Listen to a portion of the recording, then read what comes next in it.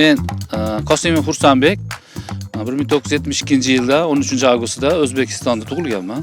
O'zbekistondan keldim. Bolgariyaga kelishimning sababi men o'z Bolgariyaga 3 yildan beri kelaman, yozgi mavsumlarga. Bu yil mana Xudo xolisa qishki mavsumga ham keldim. Kelishimning sababi boshqa davlatlardan ko'ra qulayliklari ko'p. Qanday qulayliklar? Hujjatlar to'planishga, hujjat qilishga biz hech qanaqa nima deydi, harakat qilmaymiz. Buni kompaniyalar o'zlari qilib beradi. Shu kompaniyalarga to'langan pullarimiz evaziga kelib ketish, yotoq, yemoq-ichmoq hammasi shuning ichida bo'ladi. Shu bizga ma'qul tushadi. Chem boshqa davlatdan ko'ra bizga bu yer ma'qul. Hozir biz endi bu yerda biz ishimiz shu skuterlarda turistlar keladi. Skuterga o'tirgizib 1 soat muhlatimiz bor.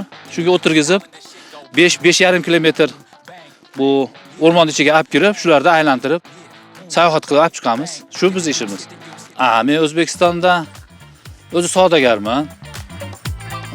Hozir mana 22 yil yo 25 yil qurilish sohasida ishlaganman, kompaniya ochib. Maktab, bog'cha, domlar qurganmiz. Shu O'zbekistonda ishim shu, quruvchi bo'lganman. Juda yaxshi Bolgariya. Yuribmiz o'ynab, endi ishlayapmiz desak adashamiz. Buni minish biz uchun o'yin. Yuribmiz o'ynab yaxshi, Allohga shukr. Endi Bolgariya ham bizga hozir ikkinchi yurt bo'lib qoldi endi bizga. Sababki 3 yildan beri kelyapmiz. Shu yerda non topyapmiz, bola chaqani boqyapmiz. Biz uchun ikkinchi vatan bo'lib qoldi endi bu yer. Buni bu yerga ham kelamiz, ishlaymiz.